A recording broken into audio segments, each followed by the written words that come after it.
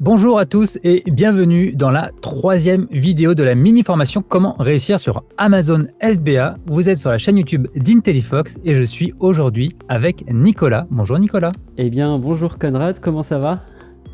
Ça va super bien. Nicolas, c'est le responsable marketing d'Intellifox et moi je suis le président et fondateur d'Intellifox. Notre mission, c'est de faire notre maximum pour aider les Intellinautes à réussir sur Amazon. Ça, on vous l'a déjà répété dans les deux premières vidéos, mais c'est parce que c'est vraiment pourquoi on se lève tous les matins, pourquoi on fait tout notre contenu et tout notre travail, c'est uniquement pour aider les gens à réussir sur Amazon. Ça, on le fait à travers trois axes principaux. Le premier, c'est ce que vous êtes en train de regarder. C'est les vidéos, les webinaires toutes les 2 semaines et les articles sur le site dans lequel on donne plein d'astuces, plein de nouveautés, d'actualités sur la vente sur Amazon de manière à aider les Intellinautes. Mais nous, ce qu'on fait aussi, c'est un logiciel d'optimisation qui s'appelle Intellifox, qui est une solution qui permet vraiment de faciliter la vie des vendeurs sur Amazon. On a aussi un support humain qui vous aide au travers de tous vos problèmes, que ce soit sur Amazon ou Intellifox, ce qui fait que grâce à Intellifox, vous n'êtes plus seul face à Amazon. Si jamais vous arrivez sur cette vidéo, sur cette troisième vidéo de cette minute formation, on vous invite à aller regarder la première pour suivre, parce que sinon vous risquez de pas comprendre ce qu'on va vous expliquer maintenant. Ce qu'on a vu dans la vidéo précédente, la vidéo numéro 2, c'était la première conversion. Parce qu'on s'est intéressé au parcours d'un client sur Amazon, comment il passe de « tiens, j'ai envie d'acheter un produit » à comment est-ce qu'il arrive à acheter votre produit. Ce parcours-là, on peut le diviser en deux phases principales. La première phase, c'est le moment où le client d'Amazon va venir faire une recherche sur Amazon, taper des mots-clés dans la barre de recherche pour trouver le produit. Par exemple, une gamelle pour chat, il va taper gamelle pour chat. Et ensuite, on se retrouve avec un ensemble de résultats. Et cette première conversion, c'est comment faire en sorte pour que les gens, dans cette liste de produits qui répondent à leurs demandes, comment faire pour que nous, notre produit ressorte et que les gens cliquent sur notre produit. Mais là, aujourd'hui, on va s'intéresser à la deuxième partie. On a déjà convaincu les gens de venir sur notre fiche produit. Mais maintenant, il faut mettre en place les bons éléments pour que les gens ajoutent le produit dans le panier. Ça, c'est ce qu'on appelle la deuxième conversion. Est-ce que j'ai tout dit, Nicolas? C'est très très clair, voilà. Donc vidéo 2, première conversion, faire en sorte que votre produit ressorte. Et maintenant, on passe à la deuxième conversion, faire en sorte que ils achètent votre produit. Ou comment gagner de l'argent sur Amazon.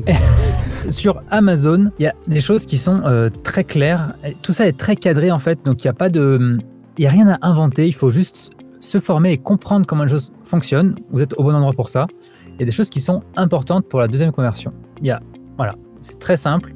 Il faut être attractif avec son offre. On va rentrer en détail dans tous ces points. On va expliquer tout ce qui est important dans les images et les différentes façons dont les informations sont présentées sur la fiche produit d'Amazon avec ce qu'on appelle les bullet points, la description, les commentaires et le prix. Ce qu'il faut bien comprendre, c'est que le client doit ajouter votre produit à son panier. C'est le challenge qu'on se pose aujourd'hui. C'est ce sur quoi on va travailler. La question qu'il faut se poser, c'est quelle stratégie adopter sur Amazon. Alors là, Nicolas, il y a un point auquel tu veux porter l'attention des Intellinautes, parce que c'est quelque chose qui est quand même important. Parle-nous un peu de la stratégie de marque. Et voilà, tu viens de le dire. Pour cette vidéo, tout va tourner autour. Donc la stratégie pour vendre plus, c'est vraiment, faut créer sa marque. Dans un premier temps, avant d'aborder Amazon, il va falloir que vous enregistrez votre marque auprès de l'organisme de l'IPI, parce que c'est important de signaler qu'ils sont les seuls en France à pouvoir attester que votre marque est authentique et que si vous mettez un mot lambda sur un packaging en disant c'est ma marque mais que c'est pas enregistré, dans tous les cas, vous passerez pas toutes les barrières de toute façon. Conrad avait fait une vidéo au sujet du dépôt de marque auprès de l'INPI. C'est en haut, on vous invite à regarder, à cliquer si vous voulez plus de détails. Et il vous guide pas à pas pour faire votre inscription.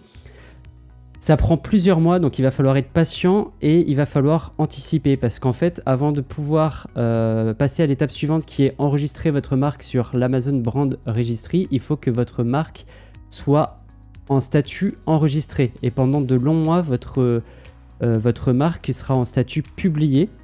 C'est-à-dire que vous allez déposer une marque auprès de l'INPI, mais c'est pas dit qu'elle soit enregistrée, c'est-à-dire qu'elle peut être refusée ou une entreprise qui a déjà elle-même déposé une marque, si ça se rapproche trop de la sienne, est en mesure de faire une réclamation et vous bloquer. Donc il faut prendre le temps de bien gérer cette étape-là, parce que sinon vous allez perdre énormément de temps pour la suite. Oui, c'est exactement ça. Tout ça, en fait, c'est à partir du moment où vous vous lancez pour vendre sur Amazon, ça, c'est des actions qu'il faut prendre très tôt dans la chronologie, qu'il faut prendre très en avance parce que il y a un vrai risque sur le fait que ça échoue. Si jamais vous ne connaissez pas les règles de l'INPI, ça, c'est normal. Forcément, si vous venez d'un milieu qui est différent, si vous avez une activité professionnelle qui était différente à l'origine, vous ne connaissez pas les finesses de l'INPI. Donc, il y a un réel risque que votre marque soit refusée. Et ça, si une marque est refusée, donc pour enregistrer une marque sur une classe, on parle de classe sur laquelle la marque est déposée. Une classe, c'est 190 €. Et si au bout de 4 mois, une autre marque décide de contester votre dépôt de marque, vos 190 €, ils sont envolés et perdus. Donc, c'est quelque chose qu'il faut vraiment anticiper. Et voilà, c'est pas simple, mais ça ouvre beaucoup de choses.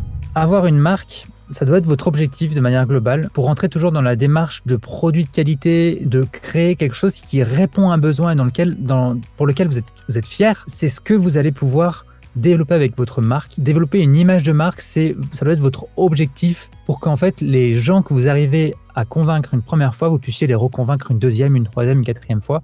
Parce que ce n'est pas juste l'objet qu'ils ont acheté, mais c'est la marque qu'il y a derrière. C'est très important de réfléchir plus loin que juste l'objet qu'on vend, mais de réfléchir à une globalité dans la marque. Voilà. Ça, pour bien associer la qualité de ses produits à la marque et à long terme, améliorer son taux de conversion, construire une base client.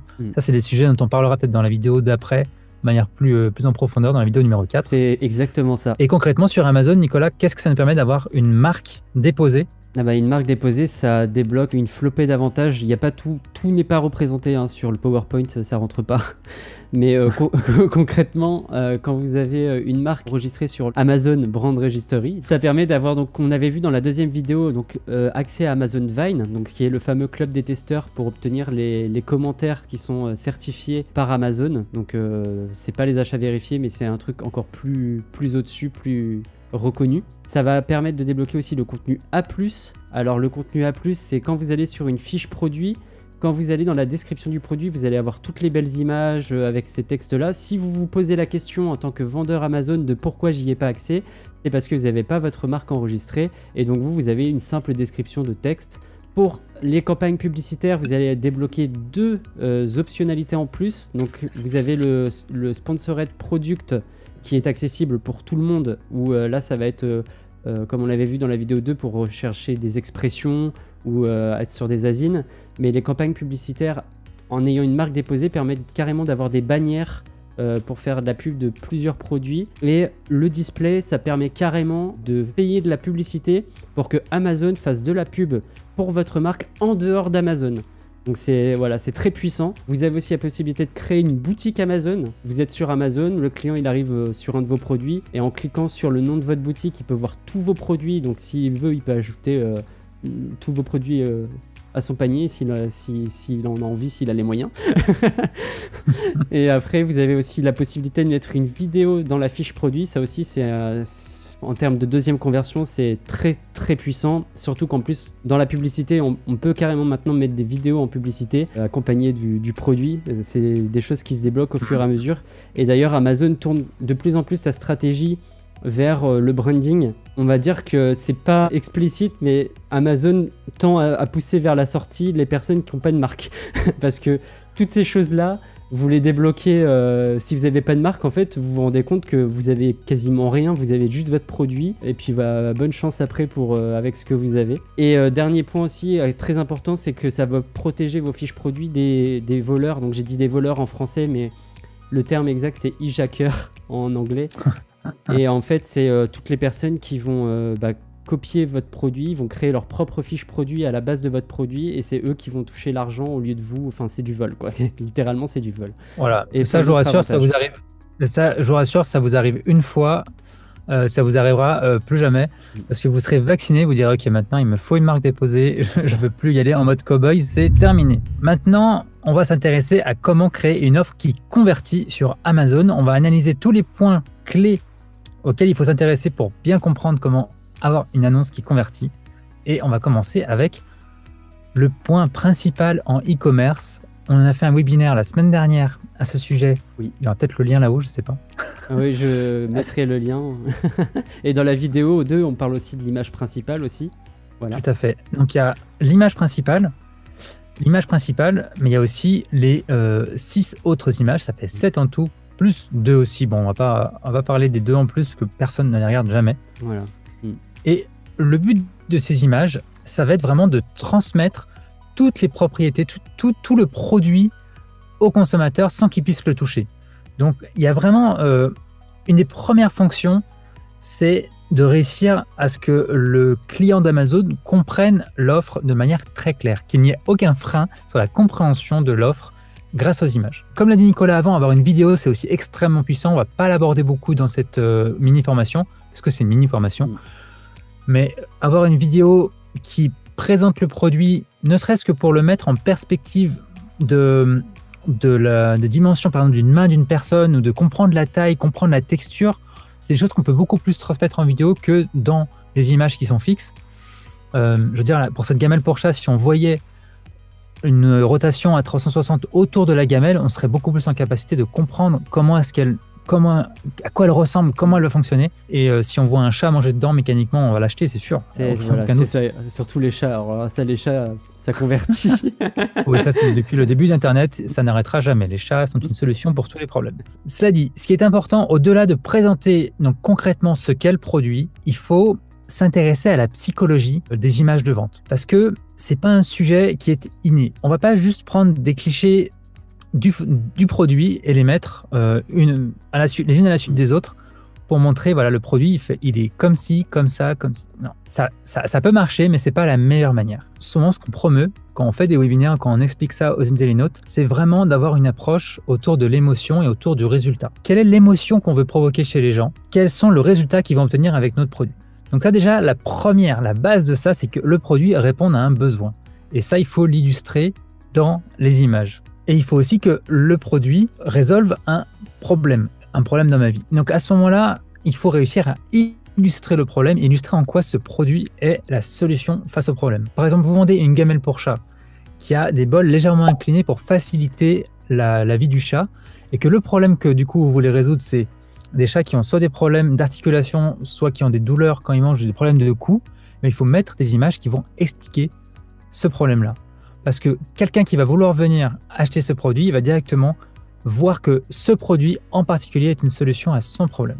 Il y a une chose qui est très simple pour les images, c'est qu'il faut qu'elles soient visuellement claires et cohérentes. Il ne faut pas avoir 10 000 couleurs. Nicolas, qui a fait un guide récemment disponible pour les IntelliNotes qu'on peut retrouver sur le Mastermind, avec seulement, donc qui explique qu'il faut utiliser que 3 couleurs principales, 3 couleurs qui identifient la marque. Et ça, je trouve ça extrêmement puissant. L'objectif, comme on a dit juste avant, c'est de se construire une image de marque, donc un certain standing. Donc si, logiquement, vous avez vu la vidéo 1 et la vidéo 2, dans la vidéo 1, vous avez un produit d'excellente qualité, vous avez déposé votre marque, vous voulez construire une image de marque à long terme. Donc il faut que le travail derrière soit, j'ai presque envie d'employer le mot parfait. Votre marque, elle n'est pas connue, vous devez faire vos preuves, et c'est une chose qu'on a dit dans les vidéos précédentes. Et là, c'est à ce moment-là, il faut que vous envoyiez du lourd et il faut que vous soyez crédible. Parce que c'est maintenant que vous êtes en train de dire, voilà, ma marque, elle vous propose tel produit, de telle qualité, je vous la présente de telle manière, et là, ça va rester gravé dans l'image du client, et c'est ça qui va le faire revenir ou pas. Oui, exactement. Et maintenant, une fois qu'on s'est intéressé aux images, on va aussi s'intéresser au reste de la fiche produit. Qu'est-ce qu'on a sur le côté droit de la fiche produit? On va retrouver ce qu'on appelle les bullet points, donc qui sont les points qui décrivent l'article, donc dans la section à propos de ces articles sur Amazon. Là, on a 5 emplacements. D'ailleurs, ce n'est pas le cas sur toutes les catégories. Sur certaines catégories, il n'y a pas de bullet point. C'est assez spécial au début quand on commence. Sur les vêtements, par exemple, il n'y a pas de bullet point. Pas toujours. Souvent, c'est juste les caractéristiques du produit qui sont marquées. Et d'ailleurs, Amazon, petit à petit, tend vers la disparition des bullet points pour n'afficher que les caractéristiques du produit, de manière à simplifier la lecture des fiches produits par les clients. Ça, c'est un travail qui est en cours. Donc voilà, c'est important de comprendre que les choses évoluent, les choses ne sont pas fixes. Donc ce que vous regardez actuellement, ça a une validité, parce que nous, on l'a vécu et on le vit actuellement. Mais les choses chez Amazon évoluent constamment. Et d'ailleurs, il n'y a pas si longtemps, il n'y avait pas ce qu'ils appellent le contenu A+.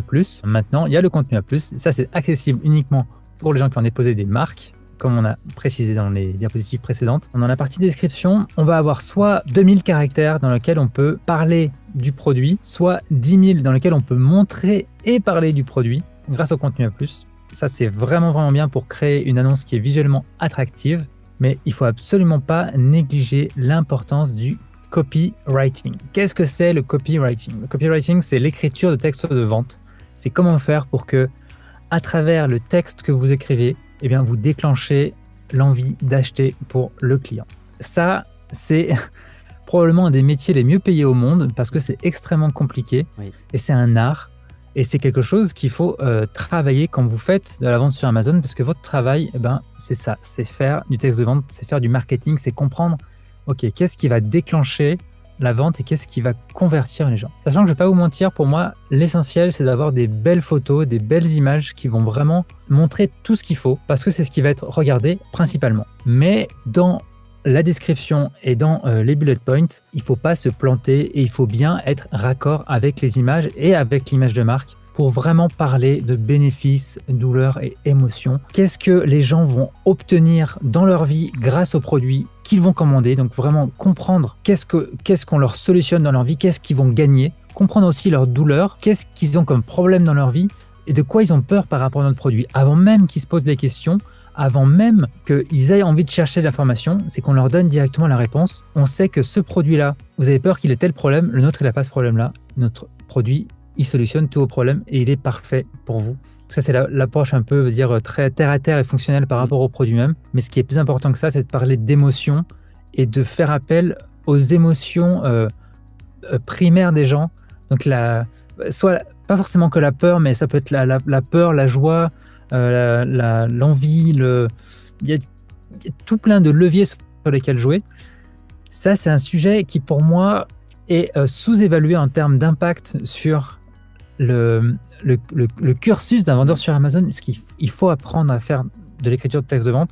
Et ça, c'est comme tout, c'est pas du jour au lendemain, on ne devient pas copywriter en faisant rien, c'est en faisant et en testant et en continuant à essayer. Il faut se poser les bonnes questions, essayer des choses et ne pas arrêter d'essayer de s'améliorer.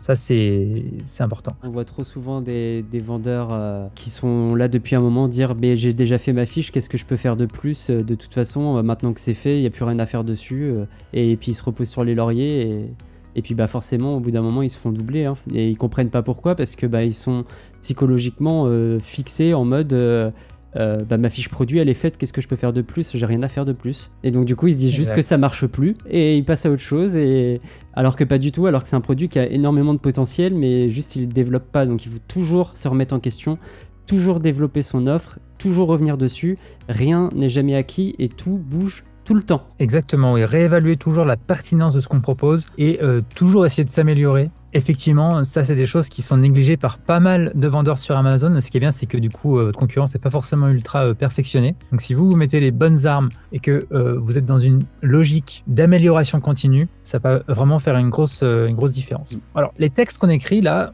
on fait du texte de vente, on donne envie aux gens, on parle de leurs problèmes, on leur donne des émotions, on comprend vraiment qui sont nos clients. Mais il y a aussi un côté purement technique qui fait référence à la façon dont les gens vont trouver le produit sur Amazon en tapant des mots-clés.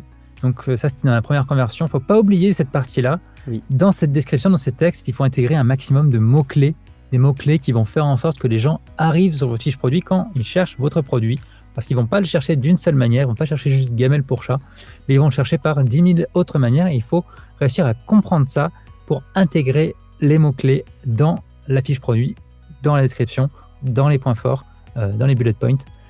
Pour que votre produit ressorte de mille et une façons. Par exemple, quelqu'un pourrait parfaitement taper gamelle inclinée.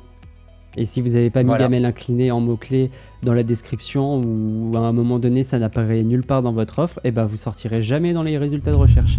On a regardé les images, on a regardé l'annonce. Maintenant, on va s'intéresser aux commentaires, parce que les commentaires ont un gros impact sur votre taux de conversion. Donc là, on parle de combien de personnes visitent votre fiche produit. Il y a 100 personnes qui visitent votre fiche produit. Combien est-ce que de ces 100 personnes achètent le produit? Donc, si on parle d'un taux de conversion de 20%, c'est 20 personnes sur 100 qui achètent votre produit après avoir visité la fiche produit. Et un des critères qui booste ce taux de conversion, c'est la présence de commentaires. Et ça ne s'acquiert pas en claquant des doigts. Ouais, ça prend du temps. ça prend du temps. Et si vous avez un produit qui est de mauvaise qualité, vous vous ferez détruire. Il n'y a aucun problème, les gens ils seront là, il n'y a pas de doute. Donc voilà, on vous réfère à la première vidéo. Prenez un produit de qualité, c'est vraiment important. C'est beaucoup plus long d'avoir des commentaires, de très bons commentaires, mais c'est beaucoup plus rapide d'en avoir des mauvais. Donc faut être très vigilant et c'est pour ça que, on va le redire encore une fois, mais regardez la vidéo 1 et 2 et vous comprendrez toute la logique qui en découle derrière. D'ailleurs, on parle de marque uniquement dans la vidéo 3, mais on aurait pu en parler dès la première vidéo, mais il faut suivre ce cursus logique pour bien que vous compreniez l'enjeu qu'il y a derrière et dans ce parcours client aussi, parce que là, les commentaires, clairement, vous allez faire une belle offre qui va être convaincante.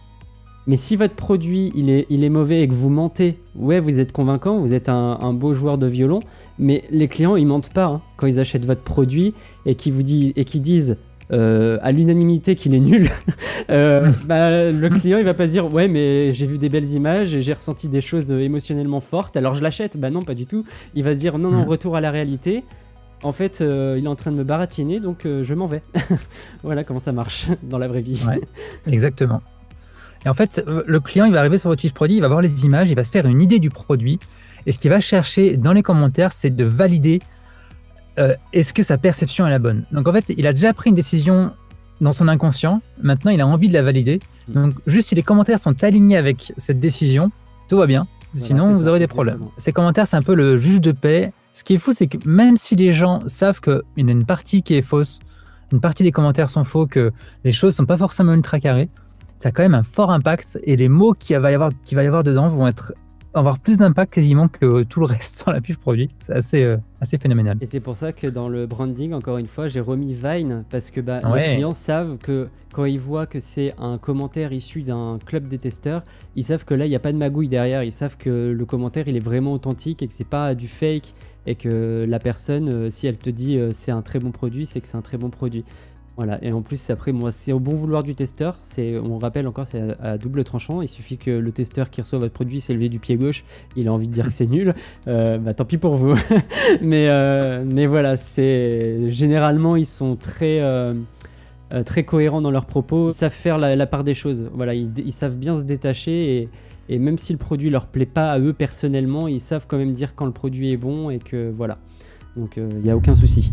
Le dernier point qu'on va aborder, c'est le point du prix, tout simplement parce que c'est aussi un facteur de décision important sur la fiche produit, on va pas se mentir.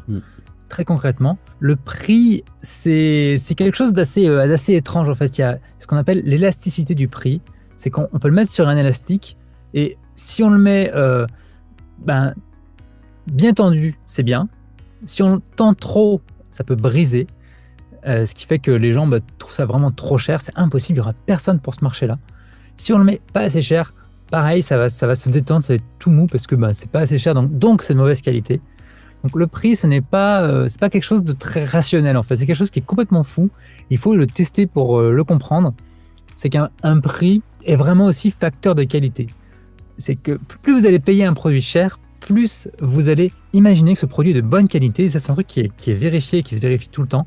Donc c'est souvent ce que moi je vais suggérer aux internautes, c'est de pas chercher d'aller dans le pas cher, là il n'y a pas de marge, là où c'est pas cher, essayez vraiment de faire la qualité et d'avoir un prix qui est dans les normes mais dans la partie vraiment supérieure du marché. Voilà, faut que ça soit un équilibre entre vraiment, c'est ça, c'est pour ça qu'on appelle ça un rapport qualité-prix, c'est qu'il faut vraiment que ça soit équilibré, donc il faut faire attention à ne pas le surévaluer ni le sous-évaluer. Vous allez jouer sur les prix, tester les prix pour déterminer jusqu'à combien il est prêt à dépenser par rapport à la valeur qu'il va percevoir de ce produit-là. D'ailleurs, dans la vidéo 2, j'ai fait un article, je remettrai le lien dans la description, où je détaille complètement l'état d'esprit autour du prix et que c'est pas simplement un ratio qualité et qu'il y a plein de choses que vous devez prendre en compte.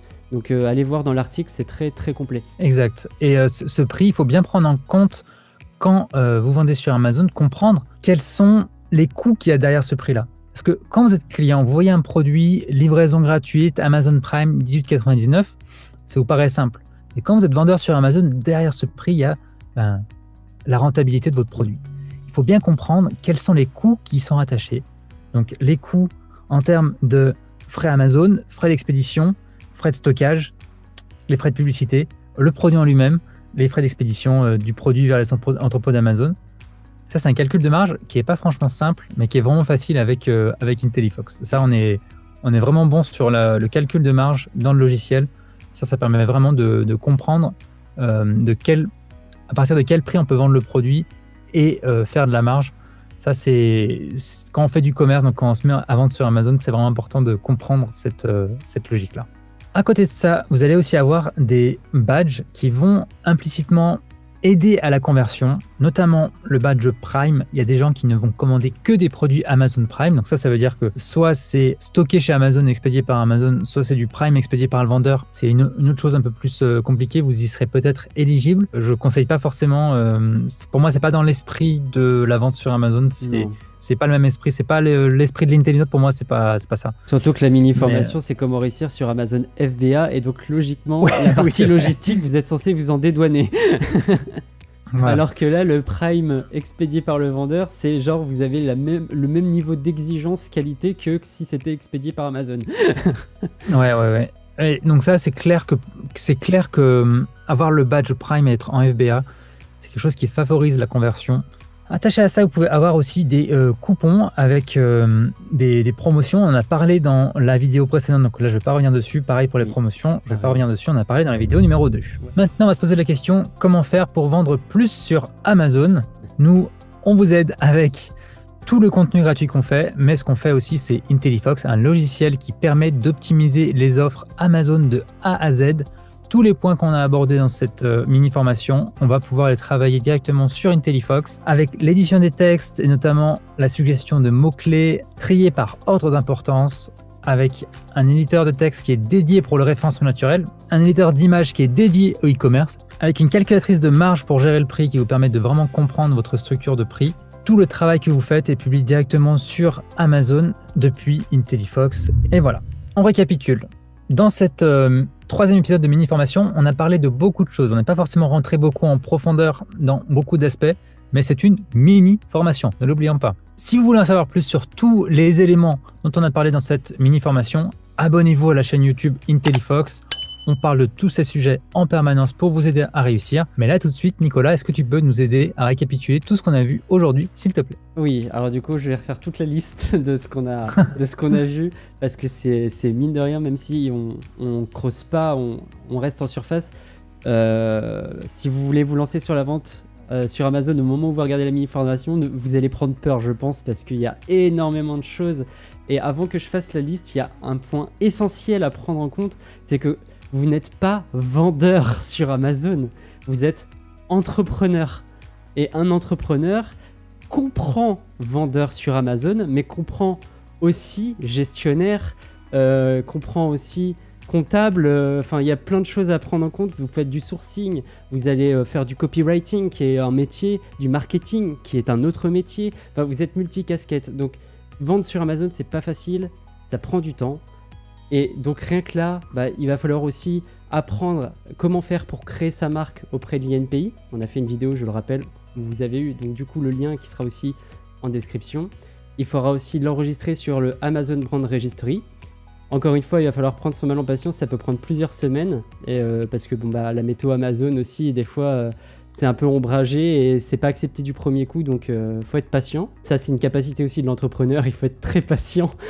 Oui, et persistant, je dirais aussi. Réessayer jusqu'à ce que ça marche. Voilà, non seulement il faut essayer, mais en plus de ça, il faut persévérer. Et en plus, ça va payer parce que vous allez obtenir plein d'avantages sur Amazon, ce qui va vous permettre de créer des offres beaucoup plus attractives. Vous allez développer une image de marque qui, sur le long terme, va vous permettre d'améliorer continuellement vos offres et votre produit. Moi, à titre personnel, j'ai lancé une première version de mon produit. Maintenant, je l'ai amélioré, qui permet aussi de monter dans le temps en référencement naturel. Donc, par rapport du fait de toute cette collecte de données que vous allez faire par rapport à la vidéo 2 et par rapport à l'offre, donc les bullet points et le contenu A+, qui vous donne des possibilités encore plus énormes que si vous n'avez pas de marque.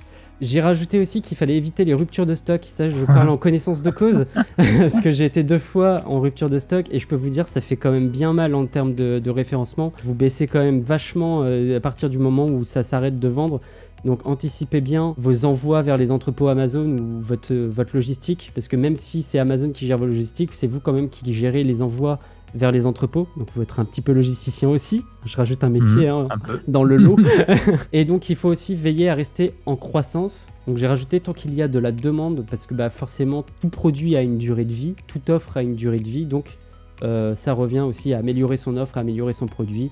Et puis quand ça s'arrête, ça sert à rien d'assister, il faut arrêter. Mais tant qu'il y a de la concurrence, tant qu'il y a de la croissance, il faut aller en ce sens-là. Et dernier point, dupliquer. Donc vous n'allez pas faire ça avec un produit, mais avec 2, 3, 4, 5, voire des dizaines, des centaines de produits. Et c'est ce qui va faire que vous serez de vrais professionnels. Et oui, et dupliquer, c'est aussi diversifier, d'aller soit dans la même gamme, soit dans d'autres gammes, mais c'est de diviser son risque sur autant de produits pour pas que s'il se passe quelque chose sur un produit, votre fournisseur vous plante, Amazon décide d'arrêter de vendre cette gamme-là.